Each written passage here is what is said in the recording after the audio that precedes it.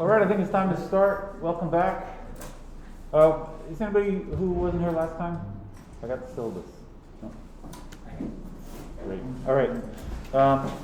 As promised, I have posted the class from last time on our class website, which is on the syllabus there. You know, I said we have homework due every Wednesday. That's not including today. And we have a quiz every Friday, which is not including this week. We always have the quiz, which is based on the homework that was just due. So, no quiz on Friday. No homework for today.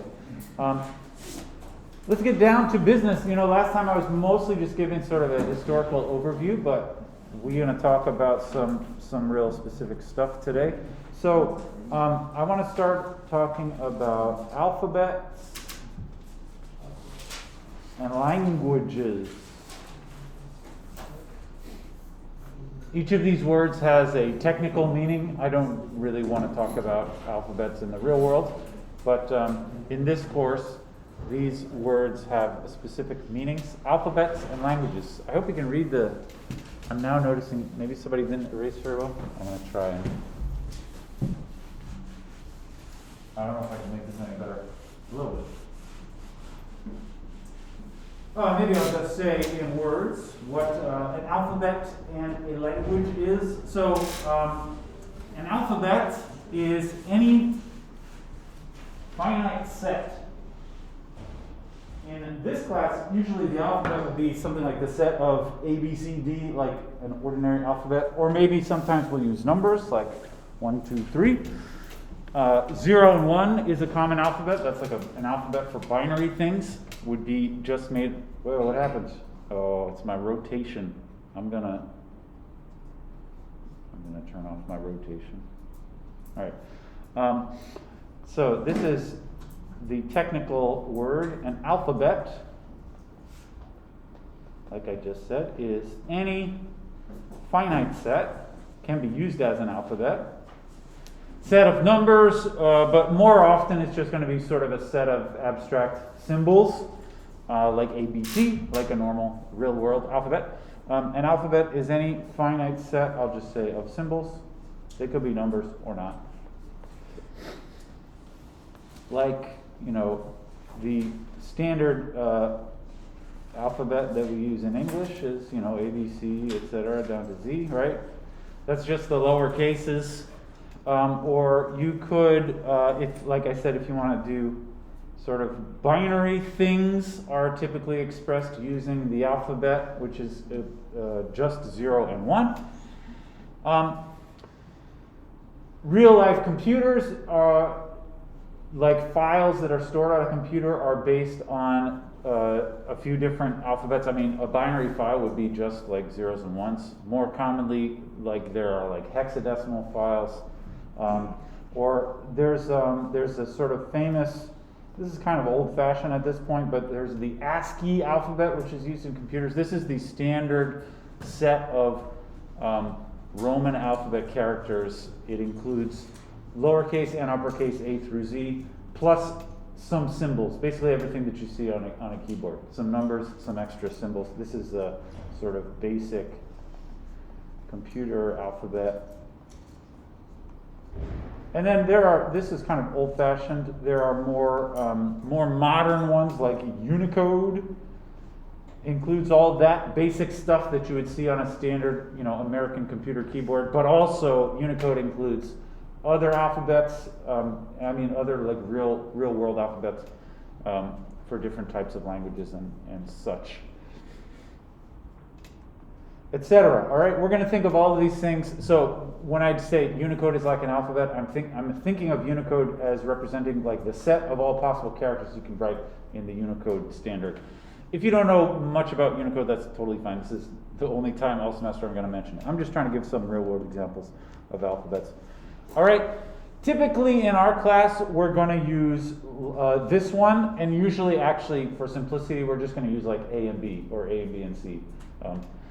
Sometimes we'll use the binary ones. Very rarely we will use things which look like real-world alphabets. All right. Usually we use this capital letter sigma to denote the alphabet that we're talking about. for our alphabet. So when I sort of doing specific examples, I will commonly say something like, let sigma be the set of A and B. Then what I'm about to say is about all kinds of things which you can express just using A's and B's. All right.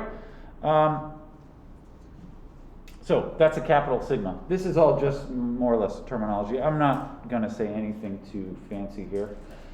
A string. This is something that you all know about from basically every useful programming language has strings in it. So a string is any finite sequence of alphabet characters.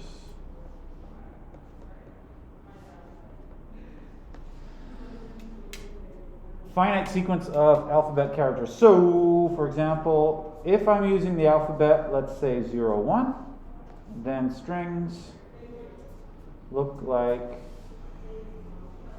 0, 0, 1, 1, 0, 1, 0. That's an example of a string on that alphabet. All right?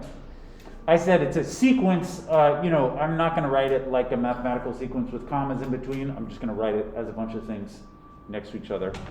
I'm going to close the door again. So on that alphabet, 0 and 1, a string would look something like that. All right. And there are infinitely many strings that you could write using that alphabet.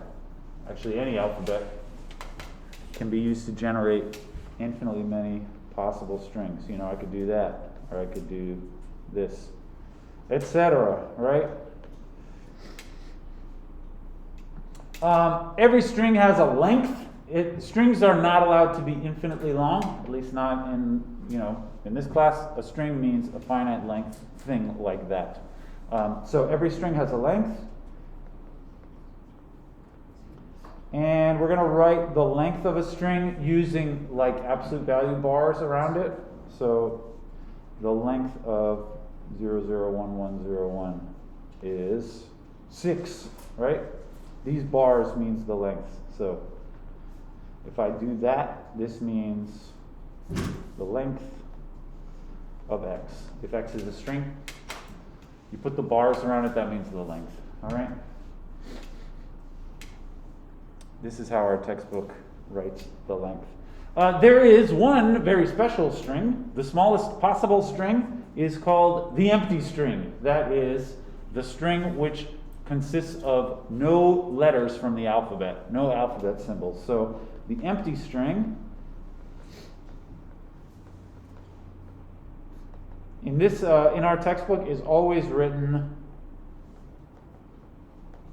with the Greek letter epsilon.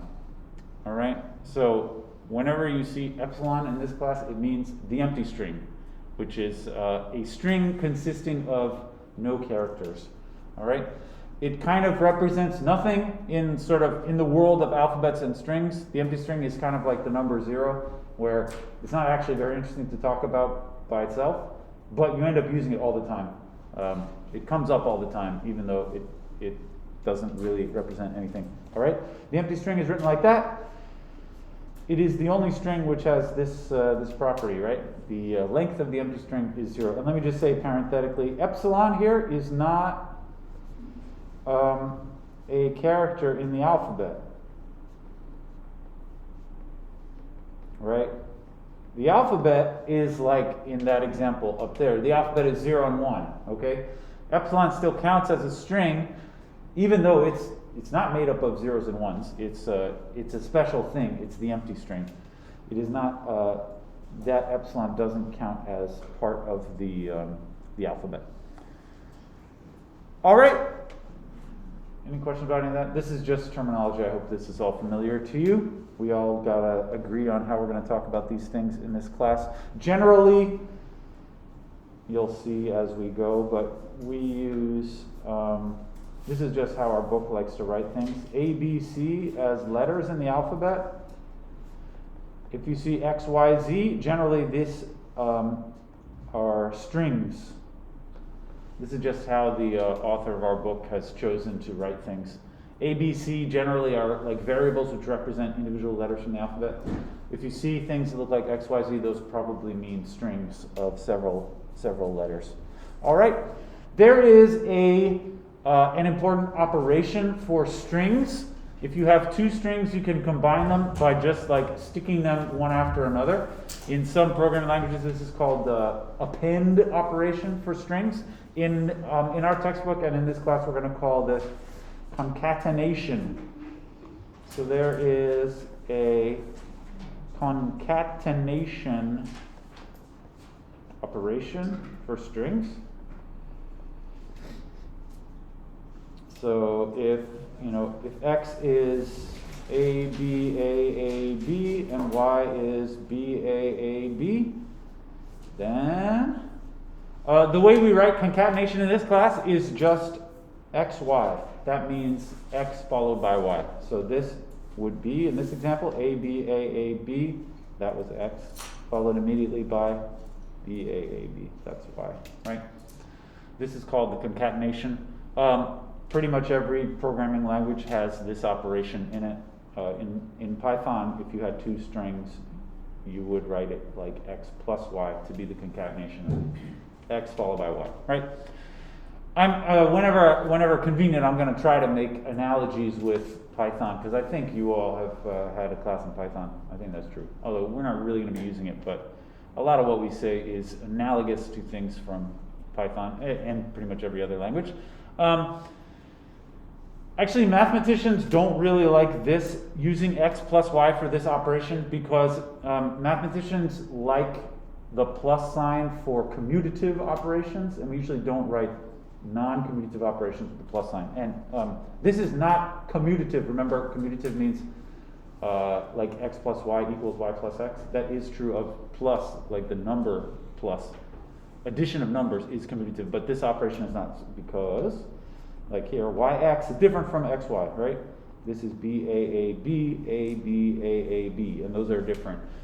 YX is not equal to XY, all right?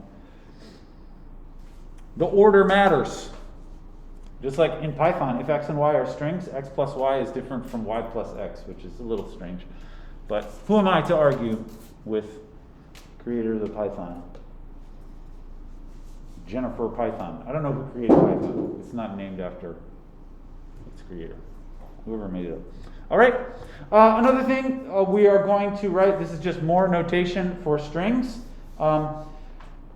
We also can do exponents with strings. I actually don't know if this is a built-in operation in Python, but for strings. But for instance, if X is A, B, B, then I'm going to write X squared is the same as XX.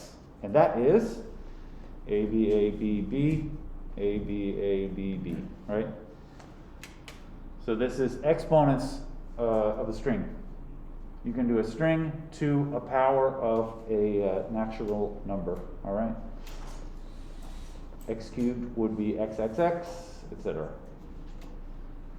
All right?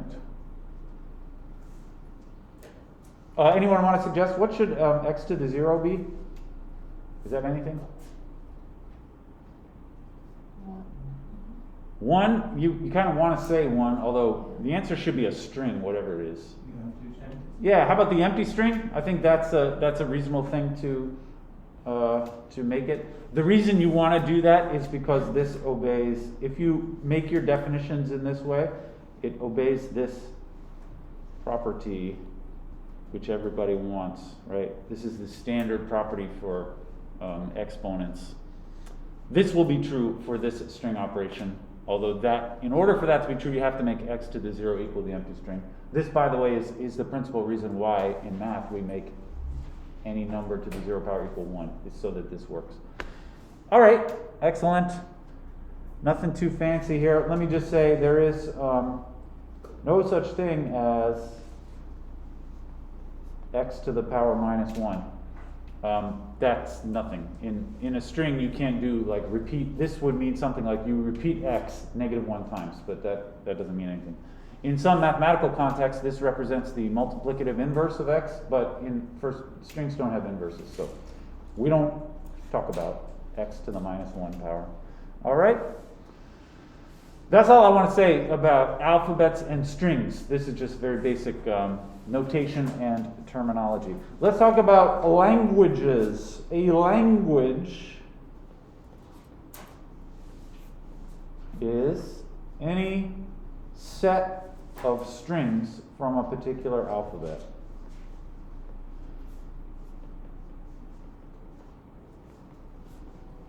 This does not immediately, it's not immediately clear why you would call that a language, but I'll try to say what the analogy is.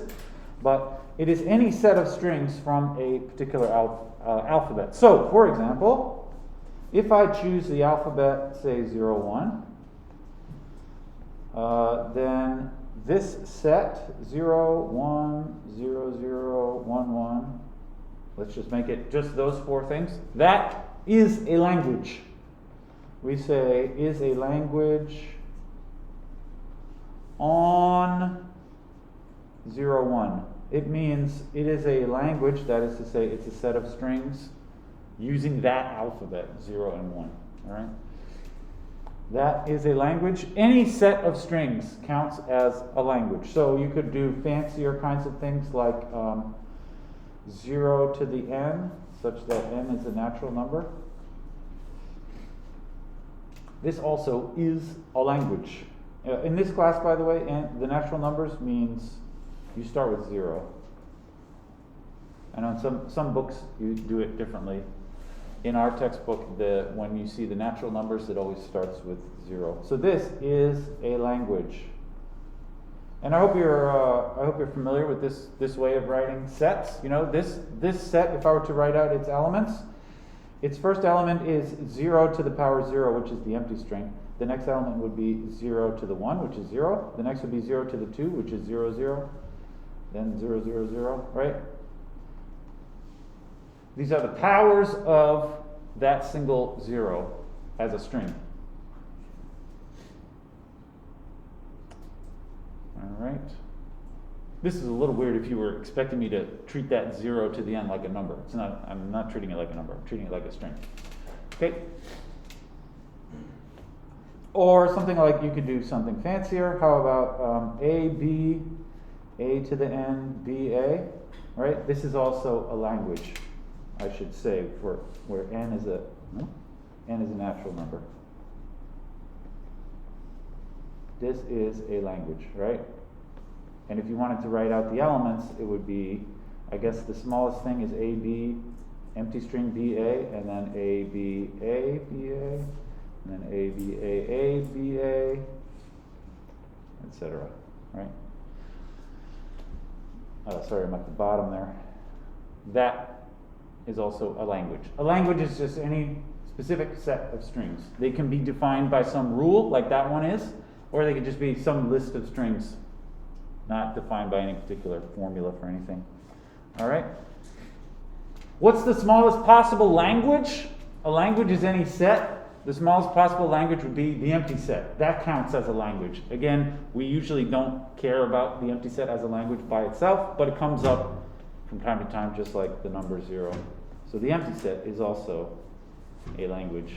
The empty language.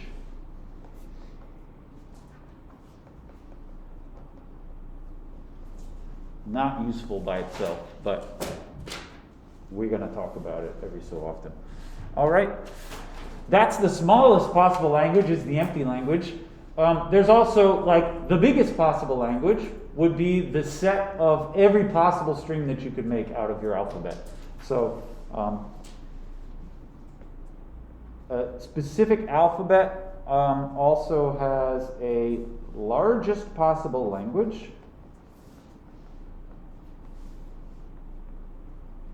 And that is, we write it like this. Sigma star. So if you start with an alphabet, sigma star means the set of all possible strings using letters from sigma. So sigma star is defined to be the set of all possible strings on sigma. All right? Where sigma is some alphabet, so sigma is, maybe 0, 1 or AB or something like that. Sigma star would be all possible strings. There's a name for this. This is named after a person. A person named Kleene, K-L-E-E-N-E. The Kleene closure. Isn't that cute sounding? The Kleene closure of sigma. All right. I looked it up once. This person, Kleene, apparently does not pronounce their own name like Kleene, but everybody likes the sound of it so much. Like everybody that I've ever heard, real life computer scientists, they say Kleene, Kleene closure. It's more like Kleene, I think, but Kleene sounds cuter, I guess. All right. This is all still on the level of basic terminology. I want to try to explain the analogy. Why are these things called languages? I hope you believe that calling those things alphabets makes sense. They're called alphabets because they are the basic letters from which we intend to build strings out of. And so to me it makes sense to call them alphabets. Why should we call these languages? A language, remember, is a specific set of strings. Right? A specific set of strings. The analogy here is like, for example, the English language. I'm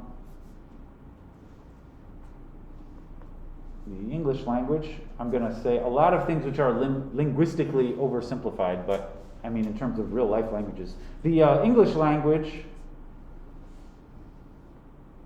would be the set of all allowable, grammatically correct sentences that you can say in English. So the English language would be the set of all, I will say, legal, by which I mean grammatically legal sentences in English.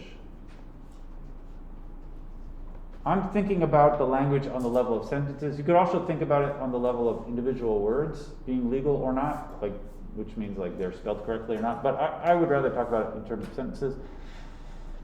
So for example, if I say, in this case, the sigma, if you're trying to talk about the English language, your sigma would include A through Z, the ordinary letters, and then the English language, in order to make a sentence in English, you would also want to include the space, right? English sentences typically have spaces in them to separate the words. So that little nothing in between those two commas represents the space. And maybe you want some punctuation to make something that makes sense. Maybe I'll just put a period. This is a very simplified version of the English language which allows only a period and has no capitalization. But in this case, that would be an alphabet that you could use to make English sentences. And then say, if I will say, if this is the English language,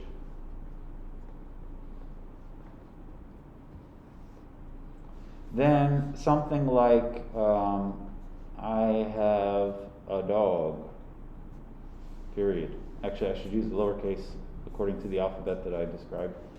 This is an element of E. That's because that string there is a legal English sentence. And by legal, I mean it makes grammatical sense and everything is a real English word in there. Now, linguists, I think, will debate about whether there is such a thing as true grammatical, legal sentences in a real world language or not, but I don't want to get into that. So I have a dog, period, is an English sentence, or I have no dog. That's another element of the English language, whereas something like I, period, this is not really a sentence in English, right? Or something like I am baby. This is not a legal sentence in English, all right? Have you ever heard of this? I am baby? No.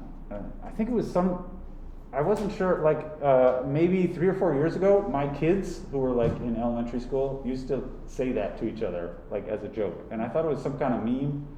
Must have been like an elementary school kid meme a few years ago. They would say, I am baby. And they thought it was funny. I think it's a little funny, I guess. All right. So this is the analogy. This is why sets of strings are called languages. You can imagine a specific set of strings is kind of giving you a set to say, like, these strings, they are the real deal, and everything else is like nonsense strings. All right. That's why they are called languages. Or, so that's an ordinary, like, English spoken language, a natural language. This is a little more applicable to constructed or like computer programming languages. So in this setting, for example, the language of Python, if you wanted to consider Python as a language in this formal setting, this would be, Python consists of all legal, which I will say, what I mean by that is like I left out a letter there. Syntactically valid legal strings which make a Python program. You know, when you're writing a program, you type all your code out, and then you run it through the interpreter or the compiler or whatever, and let's be honest here, usually you get some kind of error, and then you go back and fix something, and then you get an error again, and then you go back. You do this a few times until it actually works, all right? In this way, like, what you're writing a bunch of code, and you hope that the interpreter accepts it as legal Python code. And if it does, then it can actually run it and hopefully do something useful with it. But in this sort of formal setting, the language of Python, what it represents, it's the set of all possible legal programs that you could write in Python. So if you write a program that actually loads into the interpreter and does something, then that counts as a legal Python program. That's part of the language of Python. And wrong programs are not part of the set of allowable Python programs. All right? Python consists of all legal strings which make a Python program. That would be any big string. In terms of a real-world Python program, is typically many lines long. So these are, the string I'm imagining is like this, one giant string which includes your entire program, including several lines in it. All right, so any string accepted by the interpreter or compiler, whatever you're using, counts as a string in the language. All right. I wanted to mention this idea of like the interpreter, which you sort of give a string to the interpreter and it does what you said it should do, or it says you got an error in your string somewhere, right?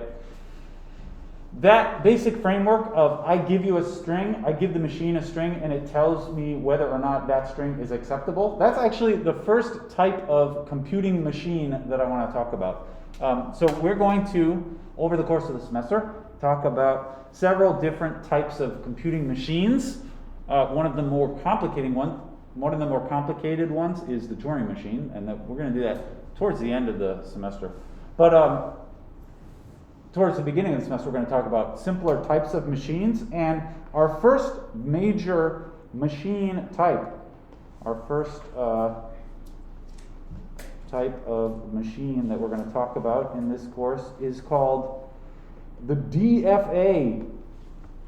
And I will tell you what that stands for and what it is. So a DFA is a type of sort of string accepting machine. All it does is you give it a string and it tells you whether or not that string is acceptable, or we say it either accepts the string or it rejects the string.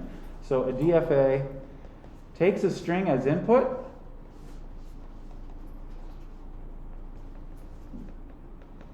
and either accepts or rejects the string. All right. You could think of it as some kind of interpreter, although it's not. We're not usually going to talk about it in that context. It's just any kind of thing where you give it a string and it concludes whether that string is acceptable or not, legal or not, or something like that. All right. It takes a string as input. It either accepts or rejects. And I might as well. I'll tell you what DFA means. So DFA stands for deterministic, finite, automaton. Deterministic finite automaton is what the DFA stands for. So I'll tell you what each of those words means. The last word, automaton, just means like this is sort of like an old-fashioned word for a machine, a computing machine, a robot or something like that. So this just means like a computing machine. All the different types of machines we talked about this semester could be described as automata. That's the plural of automaton. The other two words are the important ones which distinguish this one from other things that we're going to talk about this semester. Deterministic, first of all. Deterministic means basically no randomness. The machine, given any input, will do exactly the same thing every time. If you give it the same string, it will go through exactly the same steps. There's no opportunity for this machine to do something different just like for fun on its own, right? That's what the word deterministic means. No randomness. I will say the same input always produces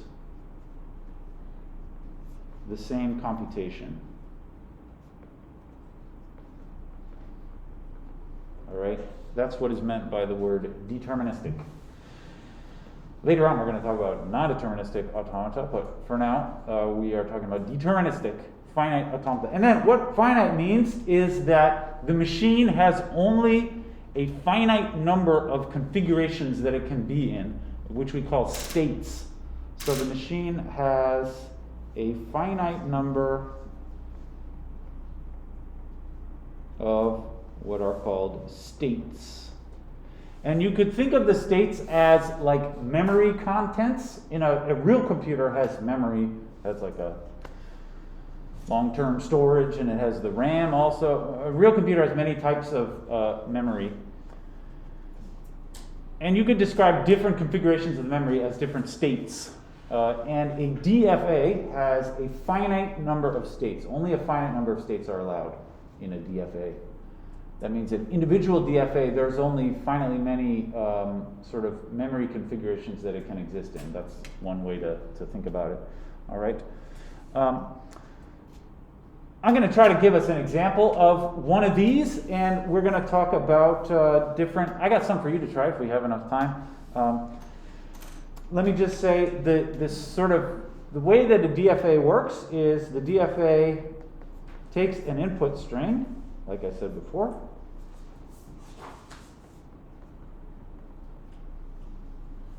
Reads it one letter at a time from left to right. So if the string is, A, B, C, D, the machine is only capable of looking at the letters one at a time, starting with the first letter, A, and then it has to go on to B, and then C. And after each letter, as it reads the letter, with each letter, it can change its state. If you think of the state as being something like a memory, what I mean is, as the thing is reading each letter there, each letter can cause the machine to kind of reconfigure its state based on what letters it's seeing. All right? And hopefully by reconfiguring the state from one step to the next, that will help the machine to make its decision about whether to accept or reject the string that you're giving it. All right? With each letter, it can change its state. And then it's reading one letter at a time. When it gets to the end, that's when it has to have made its decision by the end about accepting or rejecting. So with each letter, it can change its state. And then when we get to the end,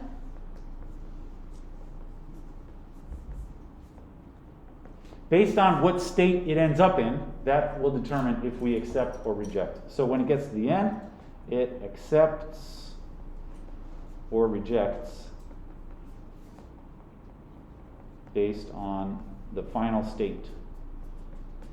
Every time it reads a letter, it's going to change states.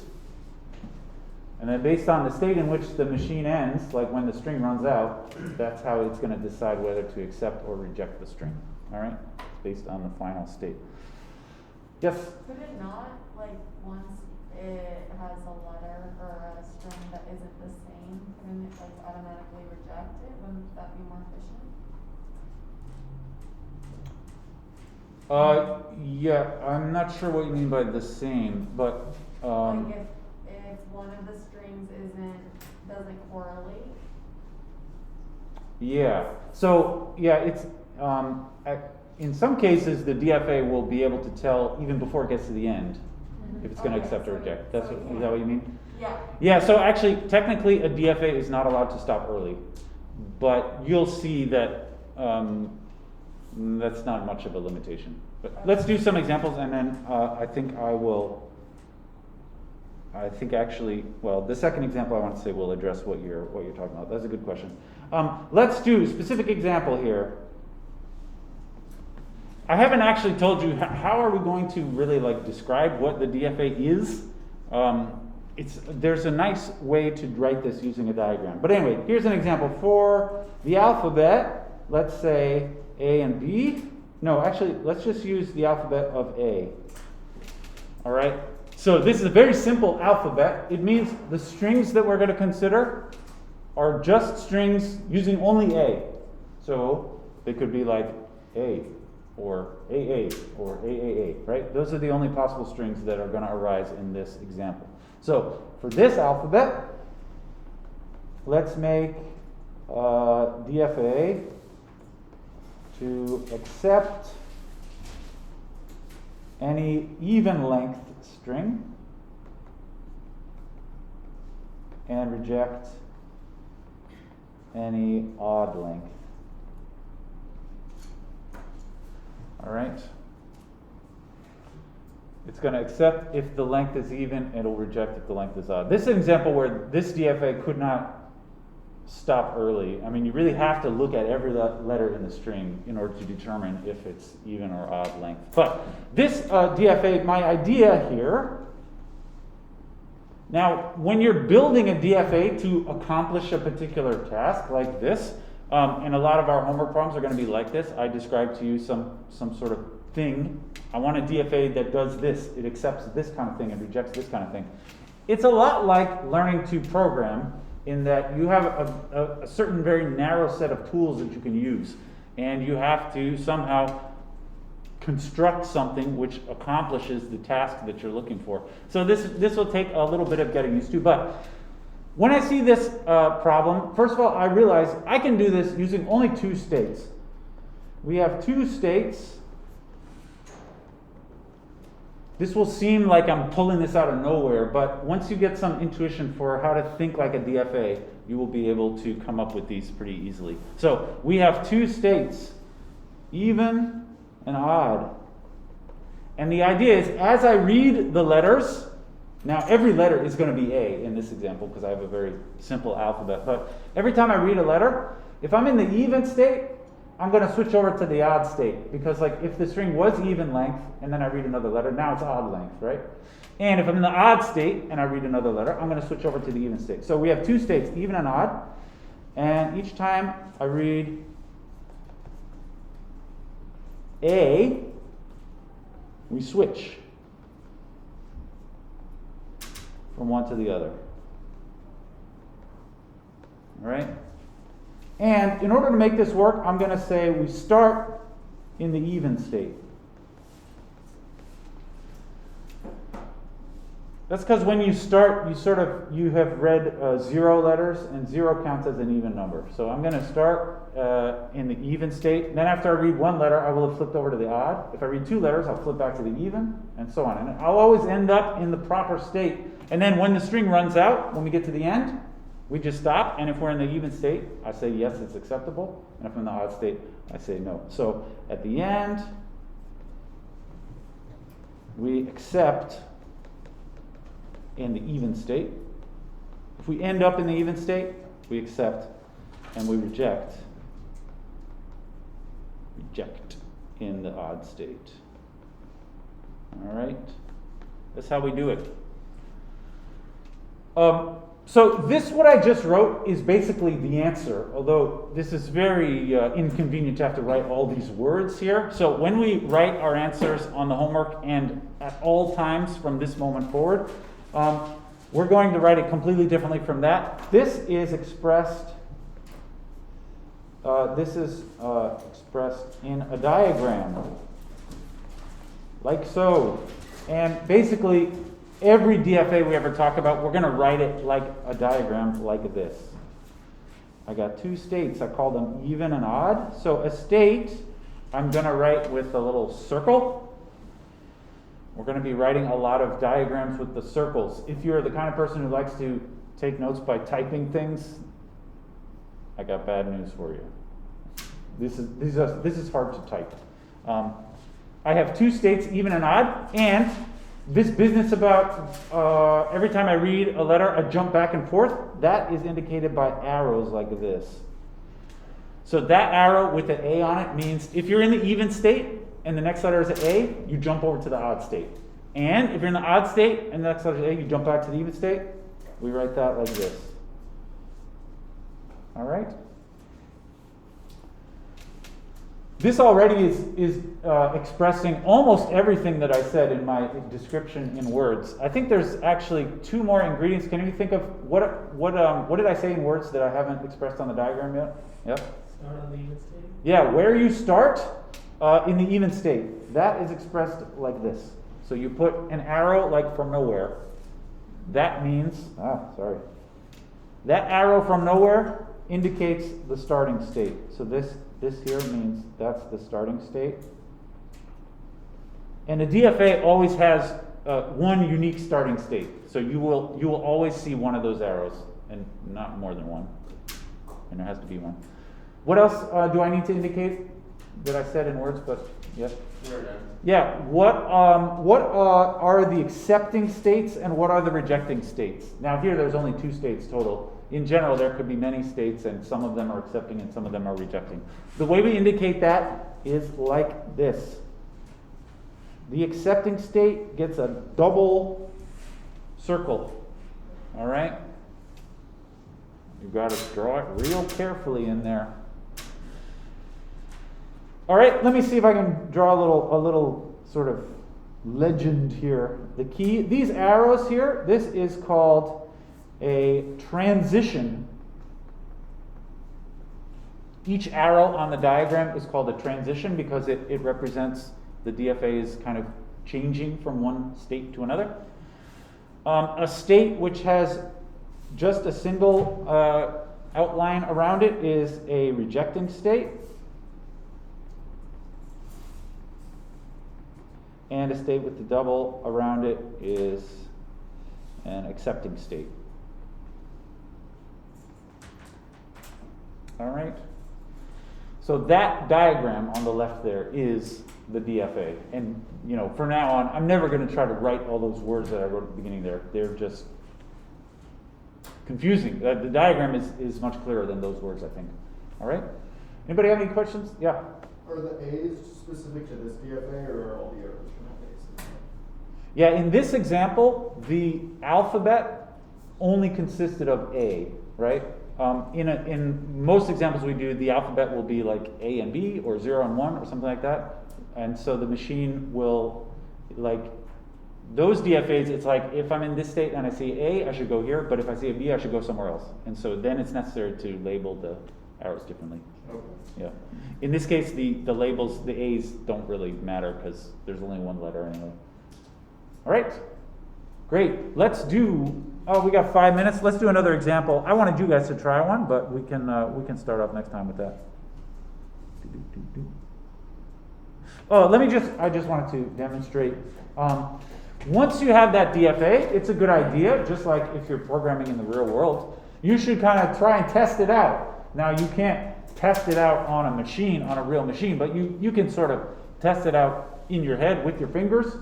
So I could ask myself, say, is AAAA accepted? Now, if I did it right, this one should be accepted because its length is 4, which is even, and my machine is supposed to accept an even length. But how would I do that? I would do it with my fingers and use my red dot here. There's some lag from my pointer to the screen. But anyway, you start in the starting state. Now, I read these 4 A's one at a time. I go A, the first A is 1, then the second A, then the third A, then the fourth A. Sorry about the lag. But anyway, I end up back in the accepting state, and since I ended here, it is accepted. So this one is accepted. Which it should be, right? Because that string does have an even length. Whereas something like AAA, that means you start here and you go 1, 2, 3 times, and you end up in the odd state, which is rejected. So this one is rejected, which again is correct, right? I feel good about that because that's an odd length string, and it should be rejected. All right, let's try another one. How about, this is a more interesting one because it has a alphabet with more than one letter. How about, here's another example. So like your first homework problems will be of this type. I give you a certain scenario and you have to make the DFA. So for sigma equals A and B this time, I got 2 letters. Let's make a DFA which accepts any, I can say it this way. Any string with no B, all right? So there are B's allowed in the alphabet, but the machine is supposed to reject anything which has a B in it, okay? Can I go back? I meant to say, I should have said it. I'll just say it while we're doing this example. Sorry. Accepts any string with no B, all right? Like I said, this is the kind of thing that you have to get a feel for making these types of DFAs. The first thing you want to decide is kind of how many states am I going to need in this machine? My strategy for this machine is going to be, there's one state which says, I never seen a B, and another state which says, yes, there was a B, all right? And the yes, there was a B, that should be rejecting. And the no, there have not been any B's yet, that should be accepting. That's my idea. So, sometimes I like to give a name to the states, and I write that in here. I'll say, this is the no B's state, and this is the yes B's state, right? The names are not really part of the machine. You can label them however you like, or you can not label them if you're capable of thinking it through without labeling them. All right, my intention is that it accepts any string with no B. So this first one is going to be the accepting state, and the second one is going to be a rejecting state. All right, and let's just try to draw the arrows in. So the rule, which I was going to try and squeeze in above, but I will just tell you right now, all states must have outgoing arrows for each letter. Because when you draw the diagram, the DFA needs to be able to know what to do no matter what the next letter is, all right? So it's not possible to have like a state where there's just no arrow coming out of it for an A, which would mean the DFA, like when it gets to that point, if it reads an A, it would get stuck in part of the diagram. That's not allowed. So all states must have outgoing arrows for each letters. Anyway, what do you think? If I'm in the no B's state and I see an A, where should that arrow go to? Your choices are, it can go across to the other one, or it could stay where it is at the no B state. If you've seen no B's at all and you see an A next, should I stay there or go across? Stay there. Yeah, stay there. If you've never seen a B and the next letter is an A, you've still never seen a B, right? So that is written like this, a little looped edge going back to itself. I don't know if you were wondering, is that allowed? Yes, that's allowed. Okay, I also need an arrow from that state with a B. All right, and by the way, this does count as what I said, an outgoing arrow, even though it comes back here. It still goes I mean, it goes out and then before it comes back. All right. What about the arrow from this state? If you see no B's at all, and the next letter is a B, where should it go? Over to the other one. Some people are gesturing. I like it. Great. Okay. We're not done yet. We have to include arrows everywhere, right? So the state on the right, it must have two outgoing arrows. Now maybe they go back to the same place, but we have to put them in. So what if I'm in this state, yes B's, and I see an A? Should I go back to the other one or stay here? Stay here, yeah. Yes B's, what I intend for this to mean is at some point in the past you saw a B. Now if the next thing you see is an A, don't change the fact that at some point in the past you saw a B, right? So right here, it should still do like that with an A. And what about with a B? Same thing. It should also come back to itself with a B. Now, you can write that with two separate arrows, but that will be socially awkward. This is the way that that's typically written, A comma B on the same arrow. You can put two different arrows if you want to, all right? Great. Pretty much done. One more thing needs to be included here. Yeah, the starting state. Where should we start? You have to imagine if you're just thinking about the empty string, does that have B's in it or not? It does not. So we should start in the no B state. So this is the starting state. That's it. That's the answer. All right. This is an example where, in theory, the DFA could stop early, but technically speaking, what will happen is it'll go over here. Rather than stopping early, it'll just do this a bunch of times until it gets to the end of the string, and then it'll stop. Stopping early is not allowed. All right. I think that'll do for our time today. We'll do a bunch more examples next time on Friday. See you then.